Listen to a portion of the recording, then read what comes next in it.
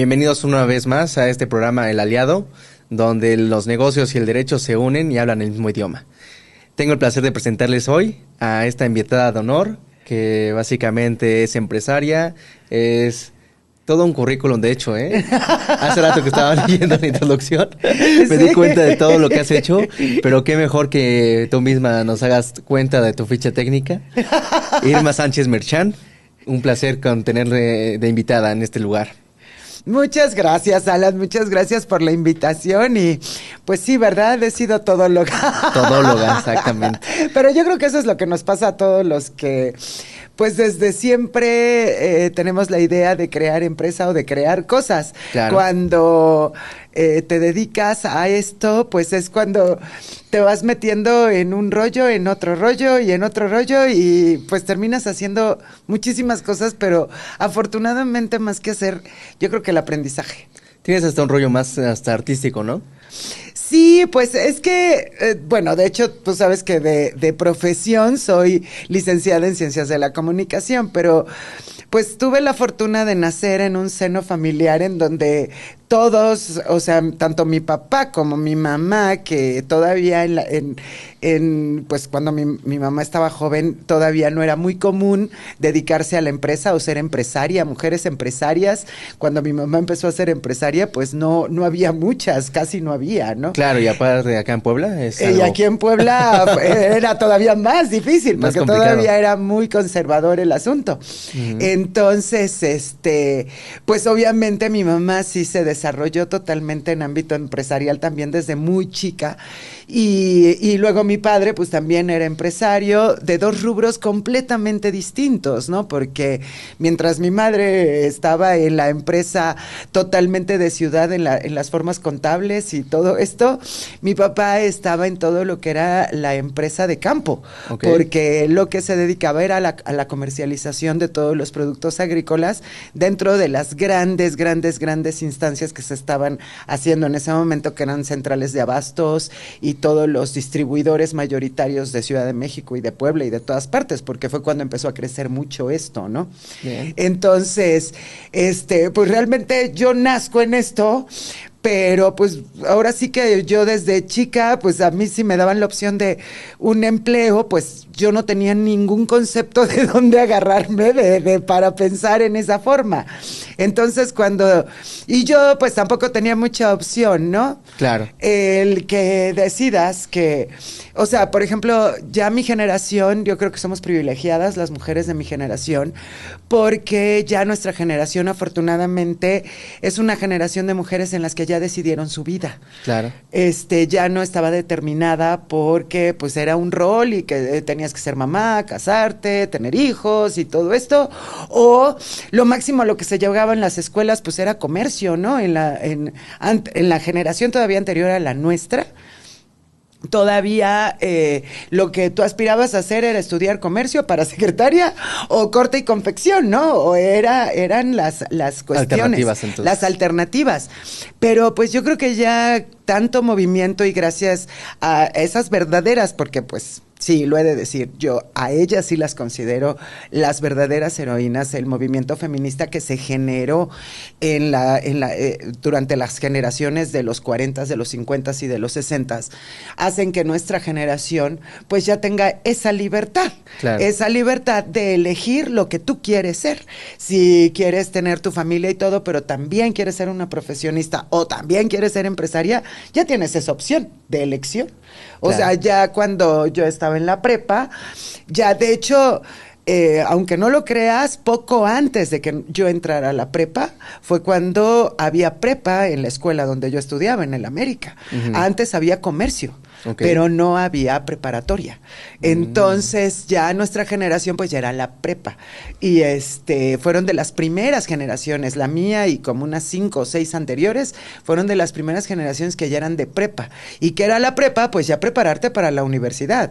La escuela era de puras niñas y pues te digo, antes en la escuela de puras niñas no había la opción de preparatoria para prepararte para una carrera universitaria, sino nada más para corte y confección. Es muy interesante todo lo que nos dices porque antes, bueno, básicamente lo que ya damos por hecho es algo que es muy común hoy en día, pero antes estas oportunidades para ustedes básicamente eran nulas, casi no existían, y más en una pues sociedad como la que es de Puebla y tradicionista de años, ¿no? Entonces sí es totalmente complicado, pero cuéntanos un poquito de ti, a qué te dedicas, cuántos años tienes, en qué lugar se enamoró de ti. ¿A qué hora salgo por el pan? Divorciada, casada. Casada, no, esa parte mejor la dejamos así como en signo de interrogación, ¿no?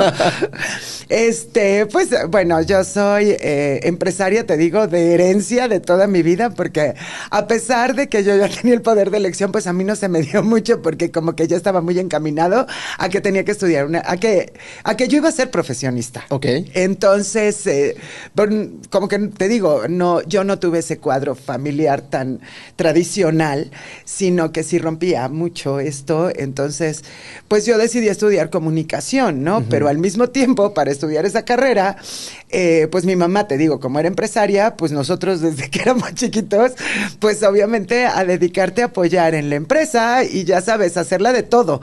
Tuve un salón de fiestas y pues había que hacerla de todo, desde bodeguero, inventarios, cocina, limpieza, todo, porque siempre fue la idea de que tú no podías ser director si no sabías hacer lo que ibas a dirigir. Eso es muy importante, saber desde básicamente la limpieza hasta la operación en general. Exacto. Para tener un control adecuado de tu negocio, ¿no crees? Exactamente, y yo creo que esa es una cuestión que todos los empresarios pues tienen que pasar, y por lo mismo los que crean la empresa generalmente pues sí empezaron, bueno, desde no es abajo. Que empiecen, sino que tienen que aprender todo, ¿no? Y a veces los hijos que heredan esas empresas ya no tienen eso, como que ya entran a trabajar como directores o ya entran como jefes de la empresa, pero sin que sus papás les hayan dado el rollo de que trabajaran pues en todo, ¿no? Para que realmente aprendieran desde dónde está la raíz de toda empresa. Sí, yo creo que mucho provoca esa omisión de ese proceso, que pues ahora se han llamado los Nepo Babies, lleguen rápido a pues, lugares de dirección, donde pues evidentemente existe esa falta de conocimiento previo, que pues sí deja mucho que desear, ¿no? Al final de cuentas sí es valiosísimo, todo aporta, pero si te saltas ese periodo de esa transición de conocimiento, creo que sí influye bastante en la toma de decisiones ya como directivo o jefe, porque pues desde la limpieza se aprende mucho. Desde todo. Es que a final de cuentas, si nunca supiste limpiar un baño, no sabes cuáles son las necesidades que tiene la persona de limpieza. Exacto. Y te puede pedir no sé cuántos líquidos y tú te la vas a creer, ¿no? Y y ahí empiezan las fuguitas, que son muchas veces fugotas. Claro. Entonces, pues te digo, desde el control de inventarios, si tú nunca limpiaste una despensa o si no viste lo que era el movimiento de una bodega y te tocó ordenar una bodega, pues tampoco vas a tener ni la más mínima idea de almacenamiento y por tanto tampoco vas a poder hacer un inventario real, ¿no? Que muchas veces muchas personas me dicen, es que yo soy ama de casa, no he hecho nada.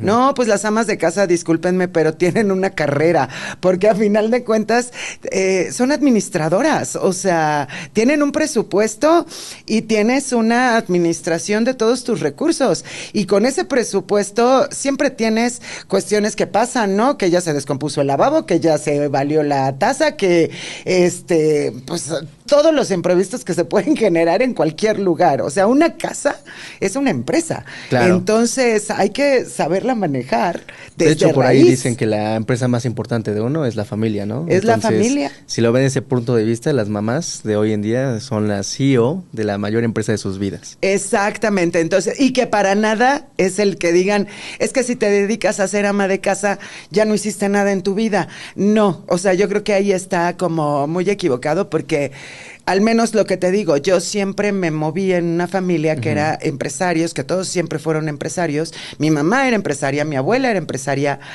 a lo mejor en chiquita escala, porque ella tenía sus restaurantes, Claro. sus tiendas de comida y todo esto, pero siempre trabajó independiente. Y yo digo que todo el que desarrolla el trabajo independiente, chiquito, grande o mediano, es un empresario. Porque muchas veces se clasifica como empresarios solamente a las grandes industrias o a los que son los que llevan así como las grandes empresas, las grandes marcas.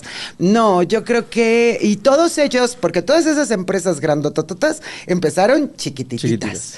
Entonces, a final de cuentas, empresario es cualquiera, desde la señora que decide que va a poner en el garage de su casa los molotes, hasta la persona que decide que va a agarrar lo que agarró de manzanas y todo de su patio tras patio y se fue a venderlo, ¿no? Yo creo que todos somos empresarios.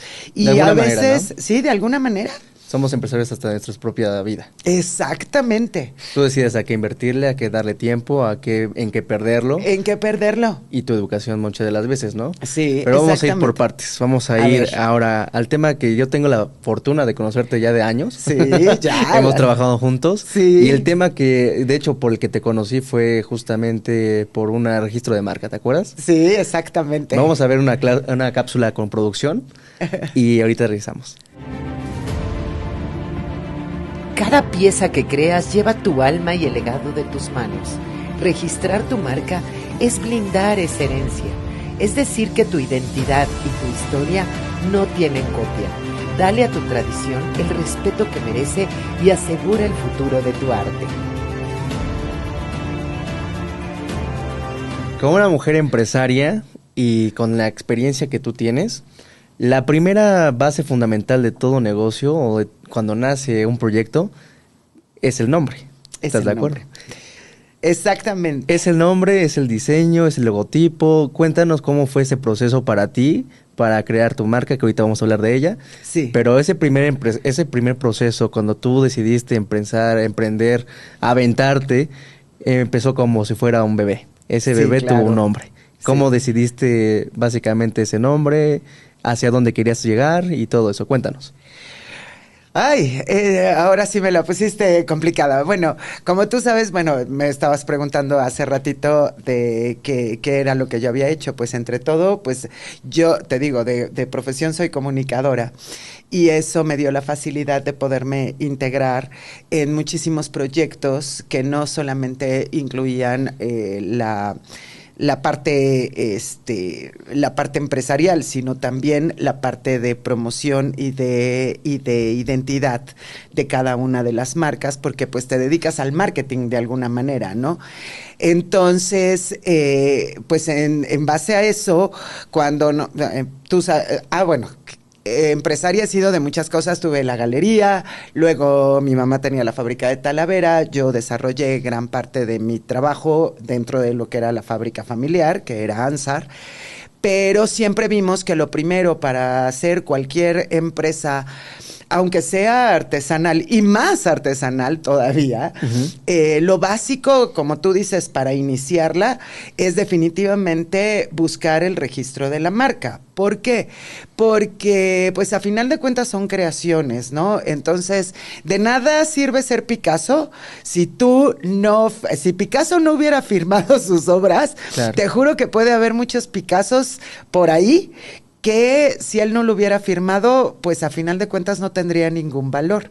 En la cuestión artesanal es lo mismo, y yo creo que por eso se llaman artesanías, porque a final de cuentas es la cultura representada o los utensilios que se generaron en sociedades y que a final de cuentas lo que representan es una identidad cultural, pero de una forma que se transforma en artística. Claro. Y eso requiere definitivamente una firma, porque si tú lanzas un producto lo mercado. Que sea al mercado, pues obviamente, ¿qué va a pasar? Pues va a ser un producto ahí que está muy bonito y está muy padre, pero el valor verdadero se lo va a dar el nombre y el sello de la persona que lo realizó, porque eso es lo que le da identidad. Claro. Y para que se realice, como todo requiere una parte de creatividad y arte, pues obviamente tú tienes que plasmarlo y sellarlo con una marca y con una firma. Claro. Entonces, es importantísimo porque luego, si tú ves cualquiera que vaya a poner desde la tiendita o lo que sea, piensan mucho antes de lanzarse en el rollo de poner la tienda, lo que piensan es en el nombre. Y luego se matan pensando en los nombres que le van a poner y terminan poniéndoles unos nombres de verdad padrísimos. O sea, encuentran nombres padricísimos. Pero abren las tiendas, abren los locales o abren los talleres o abren sus empresas y empiezan a sacar su producto con ese nombre y no se preocupan por registrar una marca.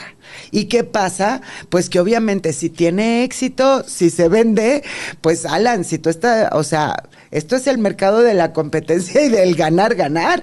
Entonces, pues va a haber alguien que va a ver tu producto, se va a dar cuenta que no tienes un registro de marca y cuando te des cuenta, digo, pueden pasar montones de fraudes. La primera, que te copien y que lo empiecen a hacer y que lo vendan con tu marca. Claro. Entonces, y tú quieras pelear que ese es tuyo, que el diseño, la creación es tuya, y no tienes una forma legal de comprobar que ese nombre es tuyo. Y si el otro se ve hábil, que ahí viene la segunda, ¿no?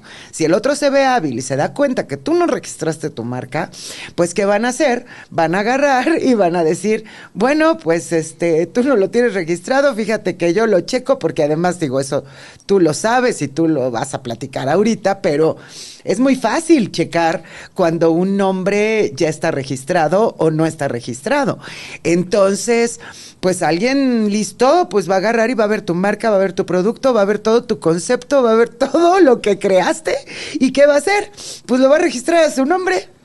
Entonces, en síntesis, cuando tú inicias un proyecto, sí, tienes que iniciar de la base, considerando, pues, básicamente lo primerito en todo proyecto, como así como un nacimiento de un hijo, es el nombre.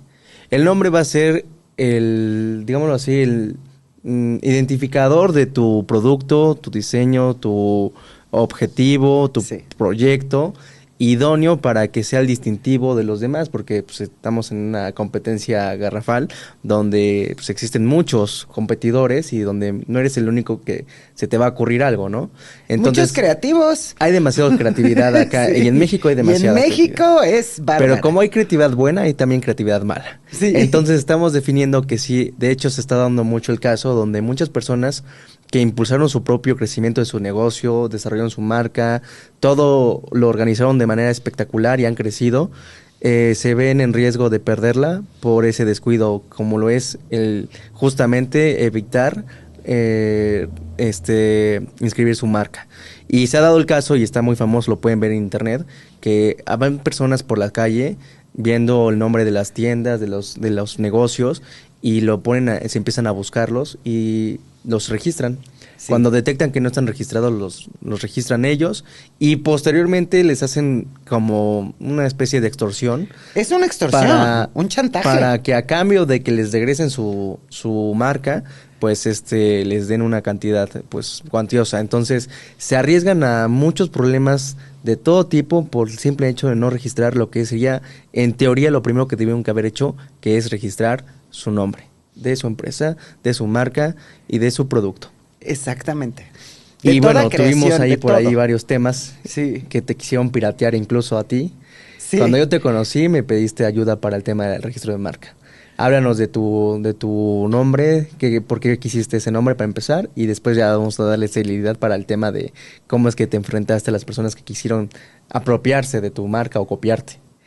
Pues fíjate que desde que yo lancé, bueno, todo esto se desarrolló, tú sabes que fue algo que trabajé durante muchos años, porque sí fueron años, el dedicarme a crear una línea exclusiva, que que más allá de lo exclusivo, que se maneje como una exclusividad dentro de lo que viene siendo un estereotipo, claro que es un mercado de lujo porque la Talavera va para un mercado de lujo. La Talavera es un lujo, no es una artesanía o no es una cerámica que a final de cuentas sea de necesidad o que sea para cubrir que tengas platos. Claro. O sea, no, es un lujo y es una de las artesanías, bueno, si no es que es la artesanía más importante, o la cerámica, sí, es una cerámica, es la artesanía más importante, no de Puebla, sino de México.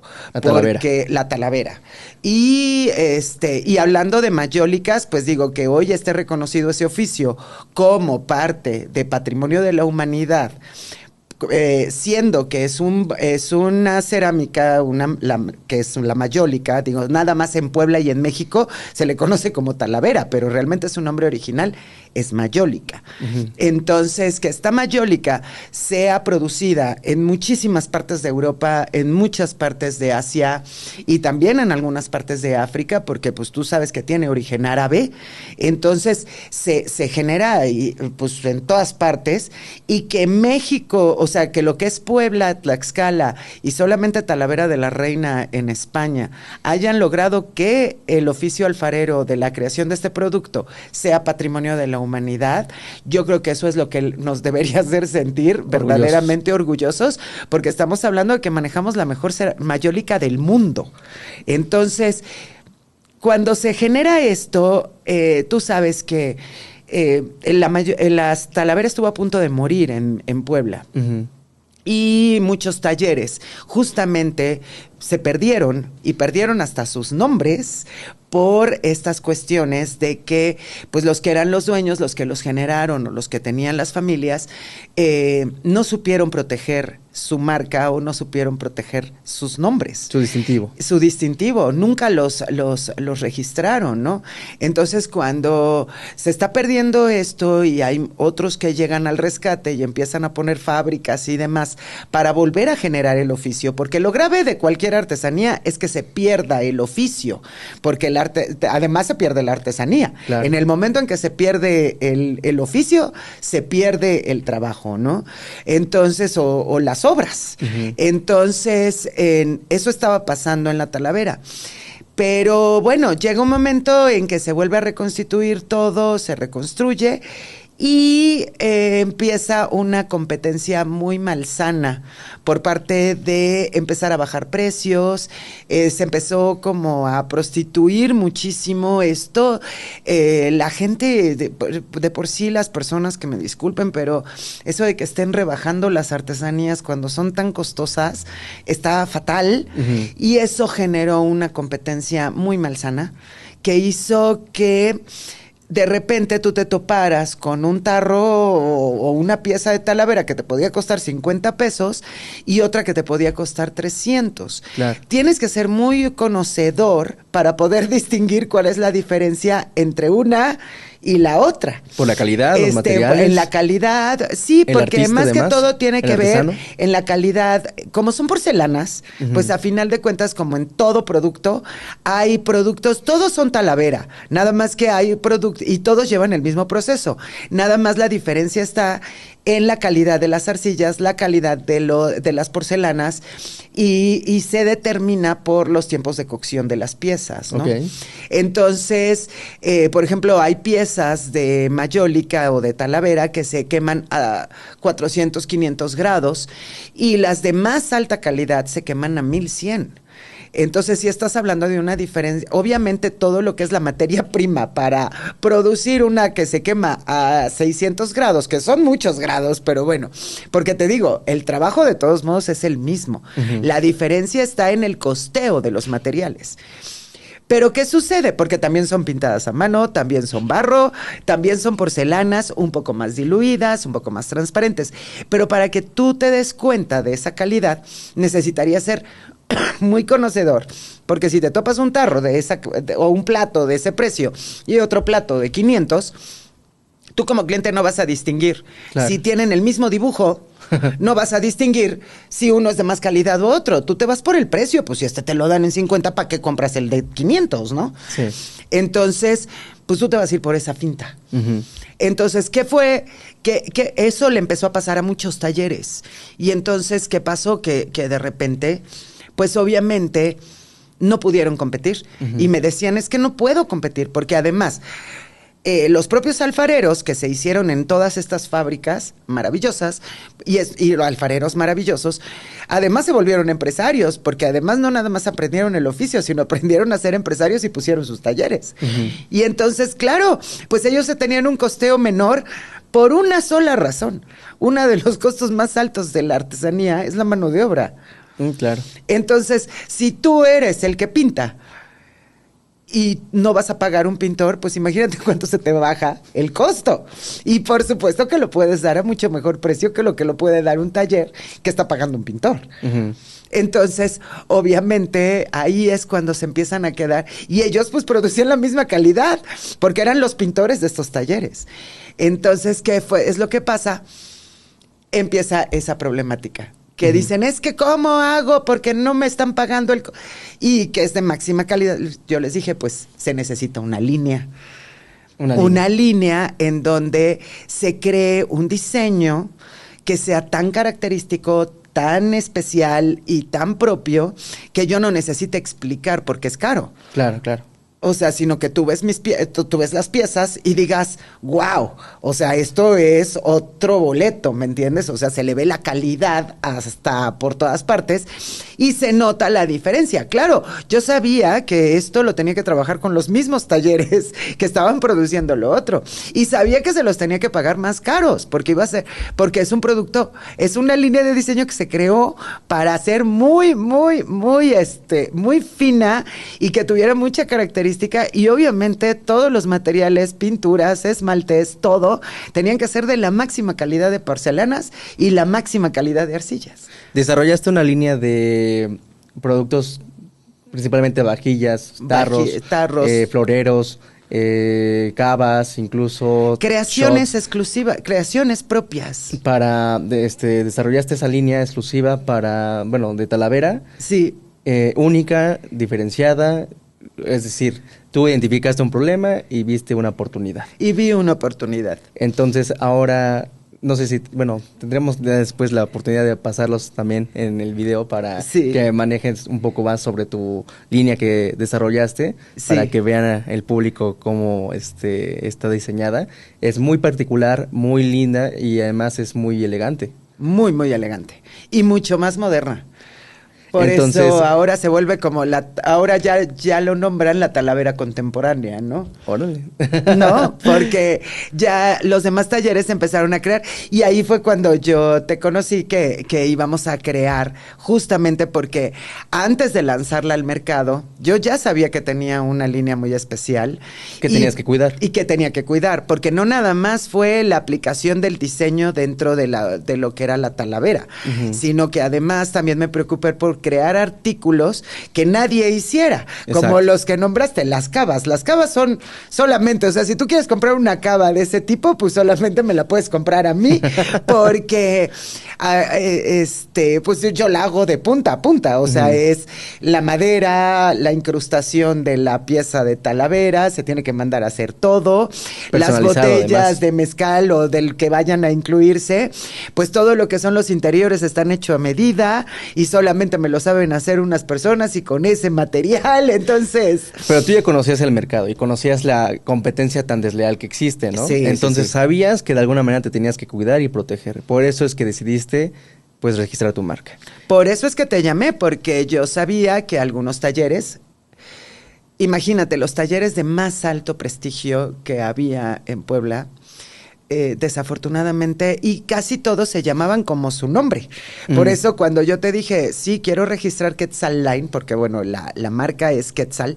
Bueno, ves que dijimos Quetzalcóatl, de origen era Quetzalcóatl, línea Quetzalcóatl, pero sabíamos que el Quetzalcóatl pues es un nombre que le corresponde al país. Exacto. Y que no me iban a dar ese registro de marca.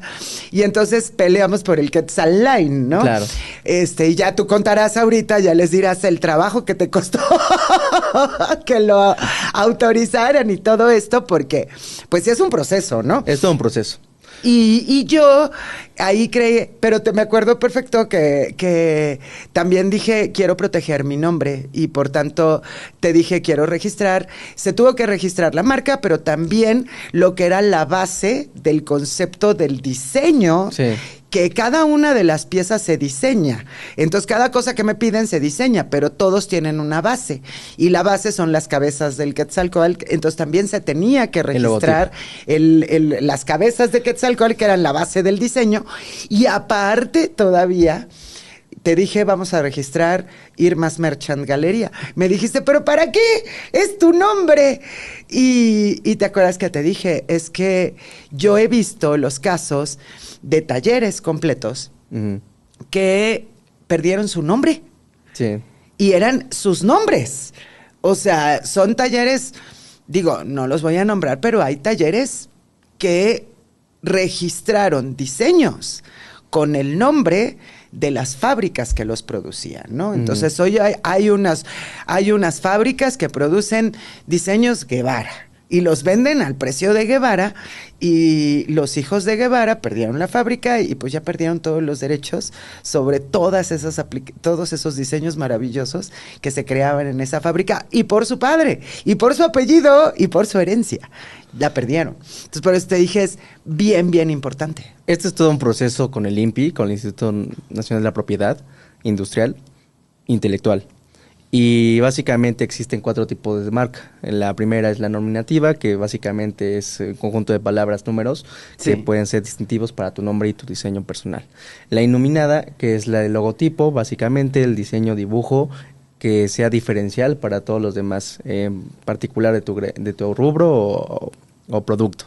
La tridimensional es la forma de hacer o que la presentación, el empaque de un producto sea característico o distintivo, para que tu marca esté de alguna manera protegido en el sentido del empaquetado o de la presentación. Fíjate. Y la mixta, que es básicamente cuando mezclas más de 2 de estos 3 que te acabo de mencionar. Sí. Entonces, en tu caso, tuvimos que hacer la mixta.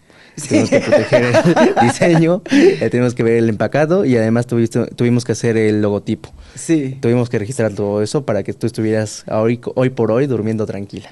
Sí, porque imagínate. Nos enteramos, ¿no? Que sí, justo tardaron como 8 meses en darnos el permiso. 8 meses. Y en ese proceso incluso fue en la pandemia. Sí, cuando todavía está horror. más lento todavía el procedimiento. Sí. Pero en ese inter te enteraste que estaban ya pirateando tus artesanías, ¿no? Tus diseños. Los diseños. Incluso me acuerdo del plumeado de la talavera que tú usas. Sí. Ya lo estaban replicando, ¿te acuerdas? Sí. Y tuvimos que ahí interceder para decirles que lo dejaran de hacer. A Sí. muchos les valió gorro, ya después les tuvimos que hacer una demanda.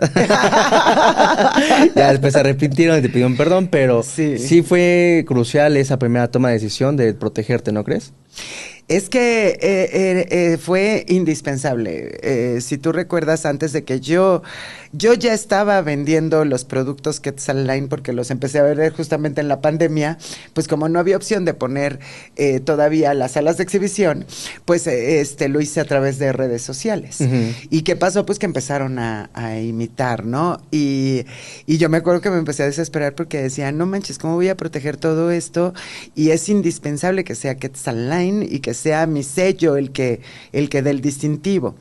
Entonces, parte que yo sabía que lo que quería generar en los talleres y por los mismos artesanos era que se dieran cuenta que las cosas se tienen que hacer exclusivas, todo tiene que evolucionar y las cosas se tienen que hacer de una forma en la que le des opción a un nuevo mercado de adquirir los productos, pero ya con un concepto de vida diferente, ¿no? Porque hoy por hoy quien tiene una vajilla Quetzal Line, te puedo asegurar que pues no tiene cualquier cosa en su casa, ¿no? O sea, es más allá de una vajilla de Talavera, porque no, incluso son vajillas diseñadas para cada quien, ¿no? Las piezas que yo he adquirido, pues la verdad siempre me las chulean. Sí, son una chulada, la verdad es que son una chulada. Hasta las presumo a propósito, las saco ahí cuando tengo invitados en casa. Sí, son especiales. Pues este proceso de emprendimiento tuyo te ha llevado, pues, por cosas buenas, cosas malas, desagradables, otras muy positivas, pero cuéntanos alguna vivencia en especial positiva que te haya dejado pues todo este proceso de emprendimiento que has tenido. Mira, realmente yo creo que casi todas las cosas han sido súper positivas, Ana. Algo que te ha dado mucha satisfacción, como ayudar a los artesanos, por ejemplo. Exacto, o sea, el que se partiera, el que te digo, hoy por hoy la Talavera contemporánea es Quetzalline, ¿no? Entonces, cuando yo empecé a sacar esto y que gracias a Dios tomamos la precaución de registrar la marca, protegerla, yo sabía que iban a ser talleres de diferentes alfareros los que me iban a producir y ellos sabían perfectamente que la marca, el diseño y todo estaba protegido y trabajan muy de la mano conmigo hasta la fecha.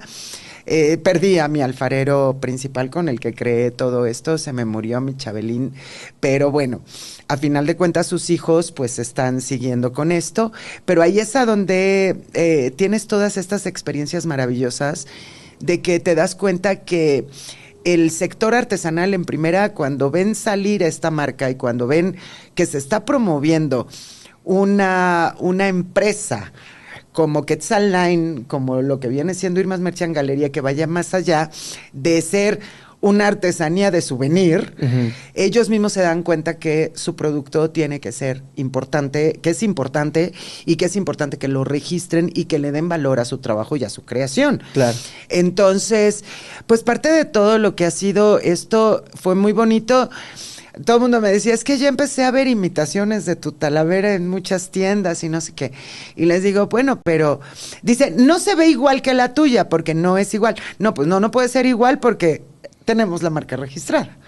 Entonces, hoy por hoy se desarrolla una nueva línea que ya ven una tendencia de una Talavera ya más hecha para un público más joven, como ustedes, ya personas que les gusta más, que tienen más diseño, un poquito más, un concepto más contemporáneo de cómo quieren sus casas, cómo quieren sus decoraciones y todo, ¿no? La verdad nunca yo me había fijado en este tipo de cosas, de detalles. Exacto. Hasta que conocí tu línea y vi los platos, los vasos, el tema de los shots, los tequileros. Sí.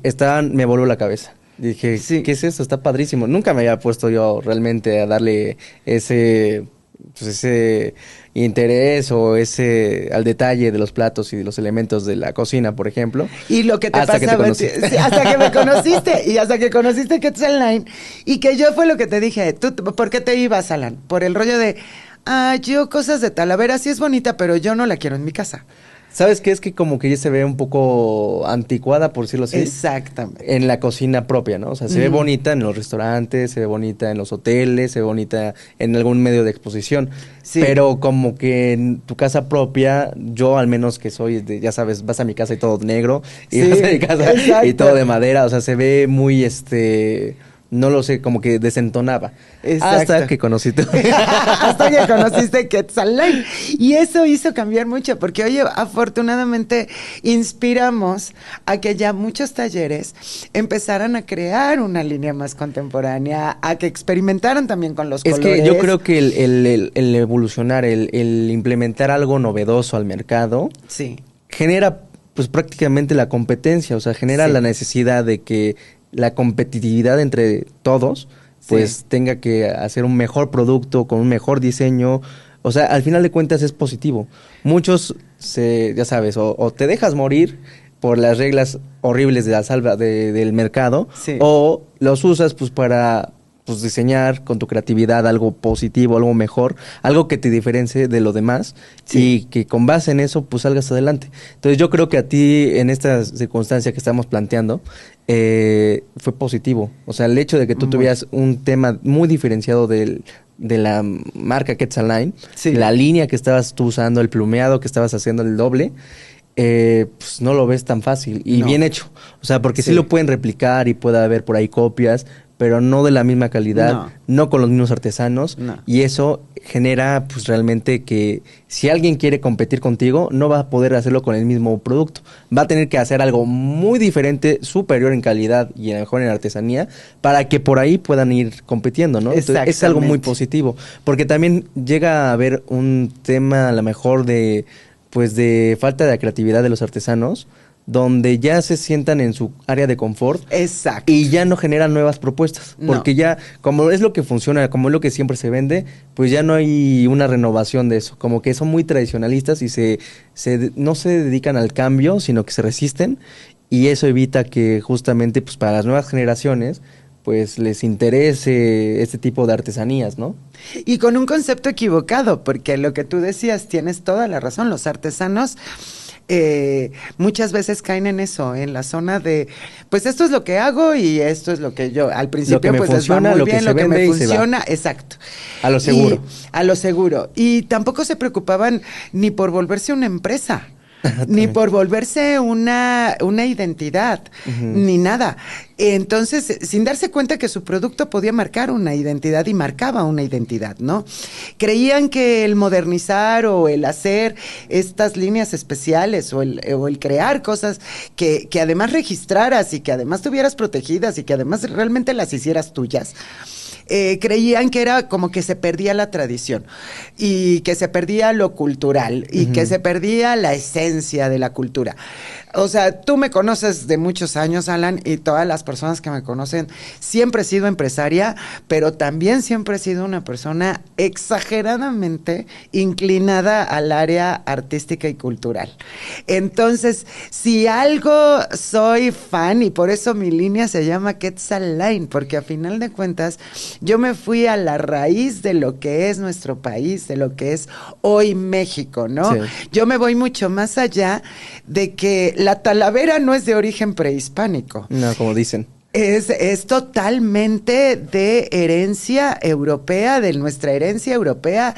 Llegó aquí por los padres dominicos y bueno, saben esa historia. Pero a final de cuentas, hoy tú, yo, todos los mexicanos somos, la verdad es que somos una mezcla. Claro. Y somos una mezcla de identidad y de culturas. Orgullosamente. Nueva. Sí, orgullosamente. Una mezcla orgullosamente. Sí, entre la herencia que tenemos española, bueno, llegaron franceses, alemanes, árabes. De todos. Aquí a Puebla, bueno, tenemos un mestizaje tan rico y es como si fuera vergonzoso decir y reconocer que tenemos nuestra parte prehispánica, que tenemos nuestra parte española, que tenemos nuestra parte árabe, nuestra parte francesa y todo, cuando realmente lo que nos hace es únicos. Eso es lo que nos hace ricos, de hecho. Eso es lo que nos hace ricos. Acuérdense de mí, México es el centro del mundo. Exacto, porque a diferencia de países, por ejemplo, yo veo en Estados Unidos, perdón, pero a mí no me gusta Estados Unidos justamente por eso, porque lo que yo no veo es que justamente ahí llegue un vaciado de culturas, sino llegan y hay un racismo tan fuerte que todo el tiempo es un pleito de que los que son de acá, los que son de allá, pero no se mezclaron. Y aquí en México nos mezclamos de una forma tan linda y tan bonita, tanto en el aspecto genético como en el aspecto cultural. O sea, hoy nuestra identidad no es nada más la prehispánica, sino es toda esta herencia que tenemos tan grande, tantas historias. Sí. Y al mismo tiempo somos una raza nueva, completa. En todo, en una identidad no, ni siquiera tendríamos que verlo como algo malo. O sea, para mí siempre ha sido como lo más rico, lo más hermoso que nos pudo haber pasado, este mestizaje, esta mezcla de tantas culturas, de tantas, como que fuimos privilegiados en ese sentido. Sí. Desafortunadamente, pues el tema histórico, claro que no fue el más idóneo, claro. Pero si vemos el lado positivo, pues tuvimos un brebaje histórico, cultural, de años, de tantos países, de tantas culturas, de tantas diferencias que al final nos vuelven únicos. Nos vuelven únicos y hasta nuestro clima y nuestra posición en el mapa del mundo, te juro que nos vuelve únicos, porque México es tan privilegiado. Yo lo que les digo, pues si vivimos en el cielo. O sea, el centro del mundo. El centro del mundo. Pero eso es lo que te digo. Lo que me preguntabas de qué experiencia es lo de esta marca y todo, la verdad es que lo más lindo que a mí me ha pasado es eso, que se inspiraran muchos artesanos y muchas personas. Primero, también el mercado y también los mexicanos y los poblanos que se sientan orgullosos de un producto al que yo lo que quise con esta marca es darle el reconocimiento como esa mayólica especial, importante, única y muy valiosa. De Puebla para el mundo. De Puebla para el mundo. Y una mayólica que no se regatea, que no te la voy a vender más barata porque todo el mundo me dice, es que es cara, la talavera es cara. No, la talavera no es cara, es costosa. Es un producto muy costoso. O sea, como les digo, pues imagínate, un esmalte rojo o pintura roja, cuando tú pides algo rojo, esas porcelanas llevan oro. Entonces realmente pues son de un valor económico costoso. Para su propia producción. Para su propia producción. Ahora todo me dice, los chinos, es que te van a copiar los chinos y al rato la van a estar haciendo en China. Y les digo, ¿y los chinos para qué se van a meter en este rollo? Hacer talavera y mayólica es complicadísimo. Ellos saben manejar las técnicas porcelanas impresionantemente bien y hacen una porcelana divina. Y ellos saben lo complicado. El nicho es diferente. Es diferente. Y aparte hay otra cosa. A ellos les conviene a los chinos les conviene, porque también hemos satanizado muchísimo a los chinos y por herencia de los gringos, porque a ellos sí les pega, porque pues ellos no tienen esos productos de identidad, que claro que los chinos cuando los mejoran en tecnología, pues los mejoraron y por mucho. Y entonces pues ahí sí les dan en la torre, ¿no? Pero los chinos, yo simplemente te digo, todo lo que son las porcelanas, hoy por hoy, nuestras minas son las menos, ya casi todos los minerales ricos en México ya se explotaron y ya no tenemos. Entonces nosotros tenemos que importar todo el producto y ¿sabes quiénes los tienen? Los chinos. Entonces, a ellos ¿para qué se van a matar haciendo una porcelanización del barro? Que eso ya es mucho más complicado que hacer la porcelana. Claro. Porque esta es más complicada que eso. O sea, la porcelana es complicada. Ahora imagínate que la mayólica lo que es porcelanizar el barro. Entonces, pues es todavía más rollo. Y si ellos no surten las pinturas, pues ellos lo que quieren es que vendamos porque pues ellos nos mandan toda la porcelana. Entonces, ¿para qué te van a imitar? No tiene necesidad. No tiene ninguna necesidad ni ningún sentido. Y aparte, lo que te digo, a final de cuentas, ¿cuál es la característica? La identidad. Y toda esa identidad está registrada en una marca, que ahí es a donde yo sí les digo, los artesanos se ponen a hacer artesanías y después, porque la artesanía no se genera como empresa, que eso es lo primero que tenemos que reconocer. Entonces, cuando tú artesano vas a empezar a vender, pues entonces, y quieres entrar en un mercado competitivo, y quieres vender tus artesanías realmente para que te generen una utilidad, no para sobrevivir, sino para que te generen una utilidad, definitivamente sí te tienes que poner en manos de expertos que te ayuden a crear la empresa que va a comercializar tu artesanía. Que no es malo, no es malo reconocer las limitantes. Uno puede ser un perito, un experto artesano, y eso no implica que, pues, de alguna manera tienes que ayudarte con otras áreas del conocimiento, como es el derecho, un lado contable, administrativo, de logística. O sea, sí necesitamos indudablemente ayuda para que nuestro proyecto despegue. Entonces, que no les genere miedo o temor o esa situación de rechazo, el reconocer nuestras debilidades y para que no tenemos nuestra capacidad de conocimiento para que otros nos ayuden, ¿no? Yo te voy a decir una cosa, Alan. Y lo viví en carne propia de toda mi vida y ahí fue donde lo aprendí. Pero a final de cuentas, te digo, yo crecí en un seno familiar totalmente empresarial. Pero a final de cuentas, pues no falta, o sea, digo, los artistas son artistas. Y ser artista es maravilloso. Los artesanos son artistas de oficio, que tienen oficios y que desarrollan una obra de arte a través de sus oficios.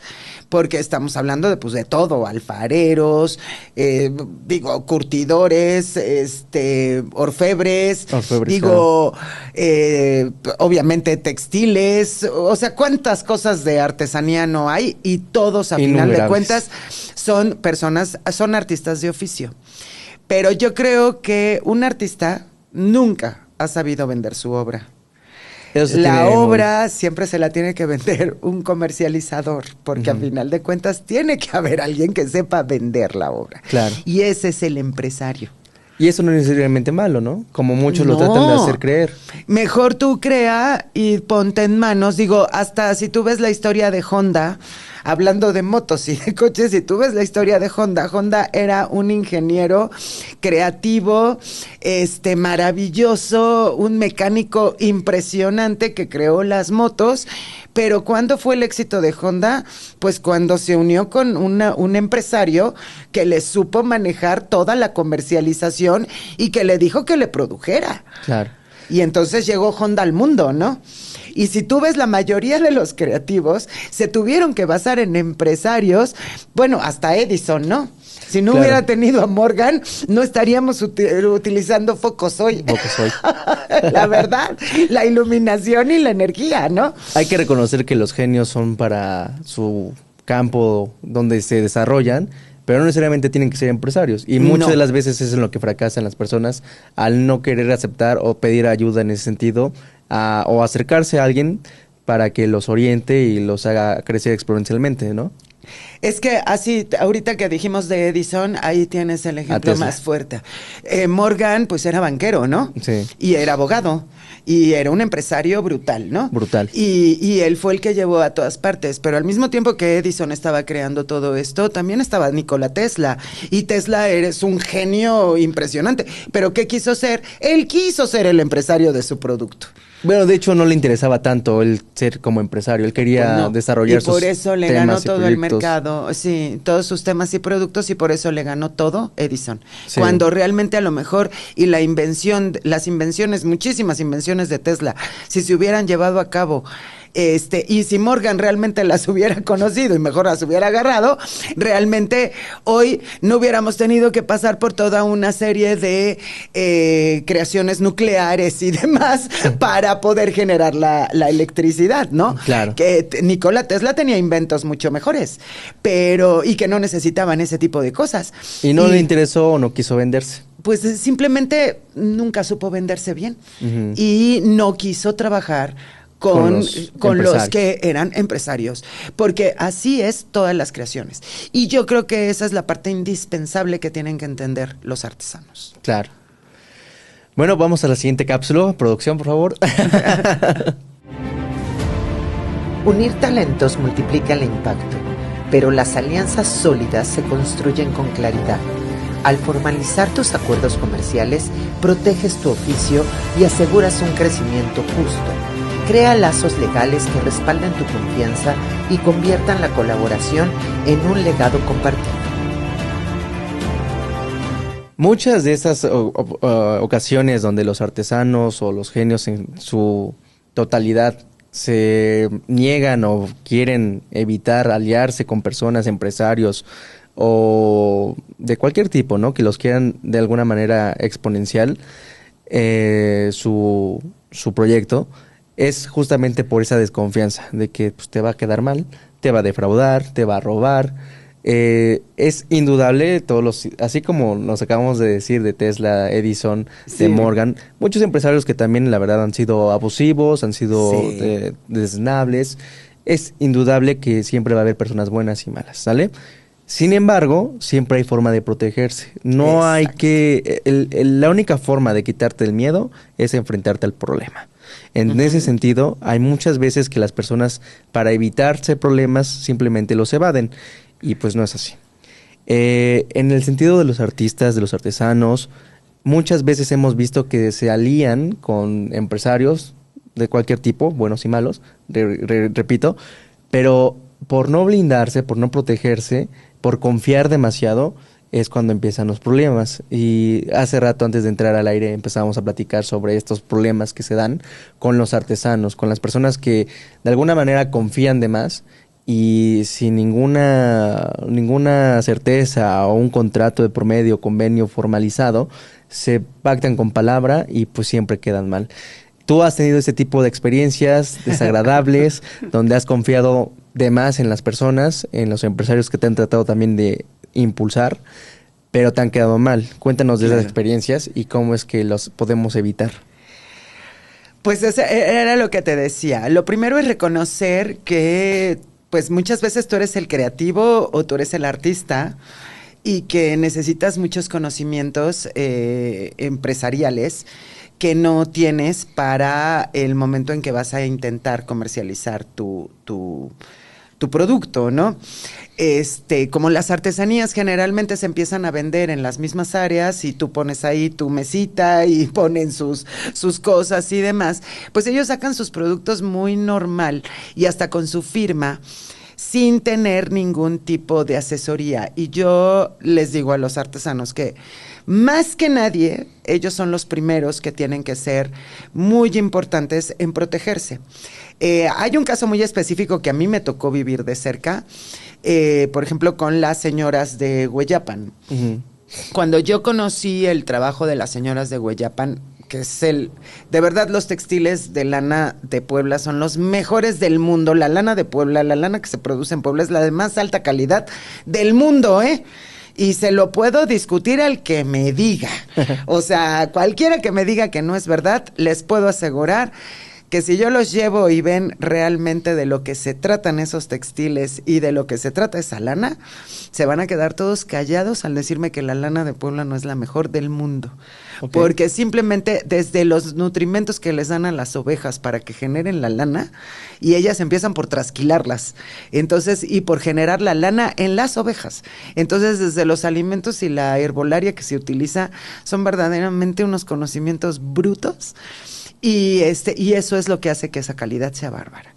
Pero bueno, ellas, justamente, había una sola señora que no sabía ni leer ni escribir, que mi Manuela Dorada, pero ella tenía una mujer tan brillante y tan inteligente.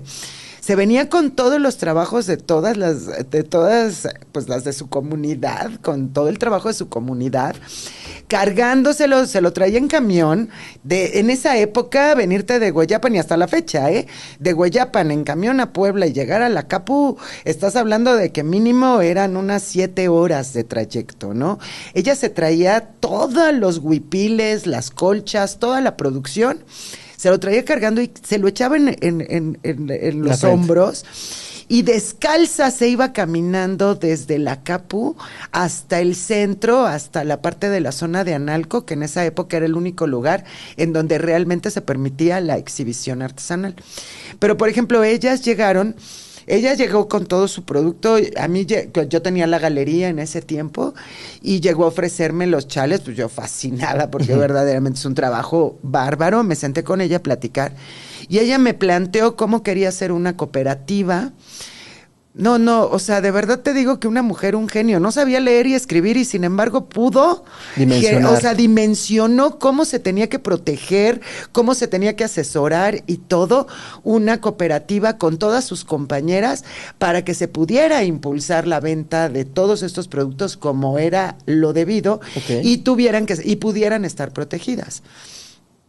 Yo las acerqué en ese tiempo con la Secretaría de Economía y, mira, ni te voy a decir quién era el secretario de ese momento, pero la primera experiencia que fue que les compraron, supuestamente les hicieron un pedido que porque iban a exportar los huipiles y les hicieron un pedido bien grande, y se tardaron más de 5 meses en pagárselos. 5 meses en pagárselos. Claro, como ellas pues no estaban legalizadas formalmente, pues no les habían pagado. Y eso fue lo que hizo que Manuela dijera, no, tenemos que tener toda la protección legal para que en un momento dado no nos manden a hacer las cosas y a la hora de la hora no las paguen. Imagínate, un pedido que era creo que de 120 huipiles. Estás hablando de que toda la comunidad tuvo que dejar sus producciones. No, y aparte su trabajo diario, ¿no? Porque pues ellas hacen de comer, ellas cocinan. O sea, las mujeres cocinan, tienen hijos, siembran, todo. Y a final de cuentas, pues ellas tienen que dejar su labor normal, diaria, para dedicarse a producir, a hacer los telares, a bordar, a sacar la producción. Y estás hablando de que es un paro para la comunidad económica, económico muy fuerte, porque los demás productos no se están vendiendo. Y si además ni siquiera tenían asegurado el pedido ni nada, porque pues simplemente se los pidieron y confiados de que era la Secretaría de Economía, pues ellas emocionadas, pues pararon todo. Entonces, económicamente les das en toda la torre y verdaderamente provocas pobreza. Sí. Y porque ellas ya invirtieron, ellas lo que era la lana de sus ovejas y de todo, pues todo lo metieron ahí. Y su trabajo y todo. Entonces, y pasaron 3 meses y no les pagaban. Entonces, fue cuando se tuvo que buscar abogados, se tuvieron que buscar contadores y se tuvo que establecer todo un sistema de cooperativa para que legalmente quedaran registradas. ¿Y cuál fue la siguiente experiencia después de que Manuela logró eso? Porque afortunadamente lo logró, hizo esta cooperativa una protección bárbara. Y sí supiste el caso de que Carolina Herrera se vino a Hueyapan, compró algunas cuestiones de los productos, se los insertó a su ropa, lo firmó como Carolina Herrera y los registró como de ellas. Pero afortunadamente las artesanas de Hueyapan ya tenían la protección de la cooperativa legal. Y por eso el país, porque se volvió un problema internacional en la defensa de los derechos de los productores, que se volvió uno de los grandes parteaguas de por qué el registro de la propiedad intelectual, ¿no? Para artesanos. Que es marca y lo que es propiedad intelectual, ¿no?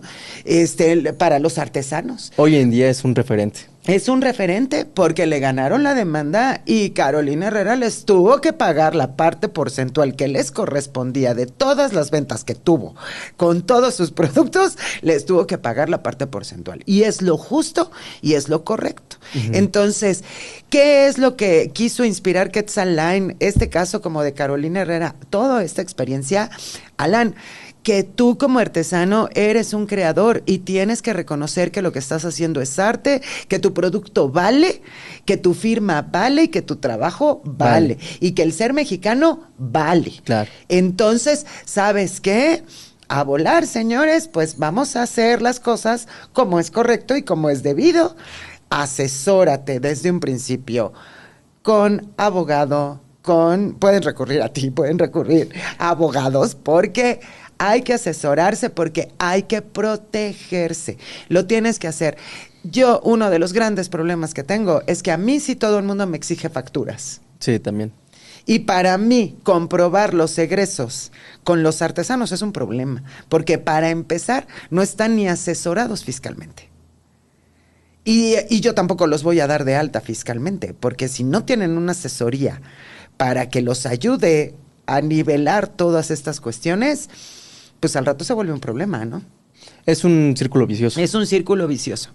Pero yo a lo que sí invito es que parte del valorar tu trabajo, parte de lo que tú tienes que hacer, de saber acrecentar tu empresa, pues es que antes de que te lances a nada, tú sabes perfectamente que cuando yo hice Quetzal Line, antes de lanzarlo al mercado, no quise poner la exhibición hasta que no estuviera la marca registrada, hasta no tener la asesoría tanto de tu parte legal como de la parte de los contadores. ¿No? Es que es muy importante. Hoy en día es vital para los negocios, para el emprendimiento y para la vida diaria de todas las personas aquí de México, estar asesorados contablemente y jurídicamente. Porque además tú puedes tener el producto, pero ¿y si tienes el producto y lo que no tienes es realmente tu parte de lo que es tu asesoría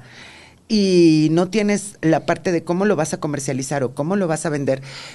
Tú sabes que la primera exhibición que la puse dentro de un lugar, porque además una cosa es tener el producto y otra cosa es poner una sala de exhibición y de venta. Sí. Entonces generalmente tienes que recurrir a algún lugar a dónde vas a ir Que a poner. es eso, otro de los problemas que se es otra de enfrentan las... todos los artesanos y artistas. Exacto. Tienes que recurrir a una galería, tienes que recurrir a un restaurante, a un hotel, alguna... Pues necesitas exposición. Como Sí. artista necesitas exposición y como artesano igual. Sí. Entonces te enfrentaste también en algún momento a ese tipo de problemática donde tuviste que dejar tus productos en exhibición Sí. bajo consigna. Bajo consigna y ¿Para de qué? repente ya los perdiste.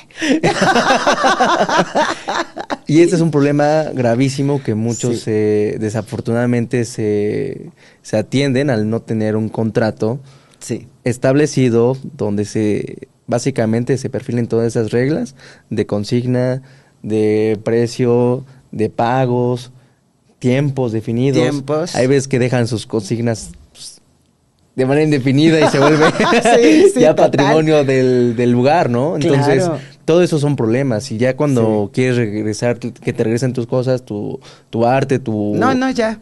ya fue, ¿por qué? Pues ya te las compré y a ver, demuéstrame que no y esto. Y es que siempre los pactos de palabra acaban siendo diferentes cuando tú exiges cuentas. Sí, a la hora de que entre el dinero, Todo se obviamente desconoce. todo se desconoce. Hasta las familias Y se desconocen. entonces las palabras se las lleva el viento. Y si tú no estás asesorado legalmente, hasta para la mínima exposición, es más, tú lo sabes muy bien, a los artesanos todo el tiempo los están invitando a exhibiciones. Exhibiciones, sí. Cuando tú vas a una exhibición, llevas muchísimos riesgos. Pueden pasar muchísimas cosas y generalmente son a la intemperie. Y todos te ofrecen que vayas y que están haciendo la feria y que están haciendo el bazar y que están haciendo el tianguis y que están haciendo, y que va a ser la feria de no sé qué y que va a haber el espacio y que va a ser no sé qué. Los artesanos mejor evento de tu llevan, vida. exacto, y que vas a vender muchísimo y todo. Y ahí van los artesanos, el gasto que tienen, todo. Estás llevando tu producto. Y de repente les pasó, en una feria. De repente una inundación, o sea, viene un aguacero, se les inunda todo y se pierde todo. ¿Y quién responde?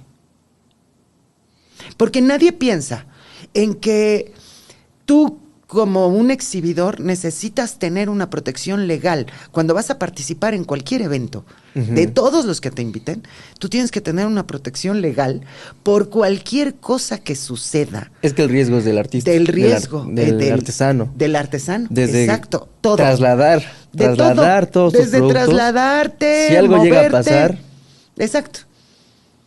es un riesgo inminente que Es un riesgo. no visualizan algunas personas No. y se les hace fácil. Sí. Y al momento de ya pedir cuentas o de ya ahora sí que rendición de cuentas, literalmente están en riesgo total porque al final de cuentas se arriesgan a todo Sí. y con una promesa de ganar algo. Exacto, porque además todavía les cobran, ¿no? Sí. El espacio, espacio. y todo. ¿Y qué seguridad te están dando? ¿Qué valor agregado te dan nada más aparte de la invitación? Exacto. O sea, ay, no, es que si va a venir muchísima gente, le vamos a hacer muchísima publicidad al evento y todo.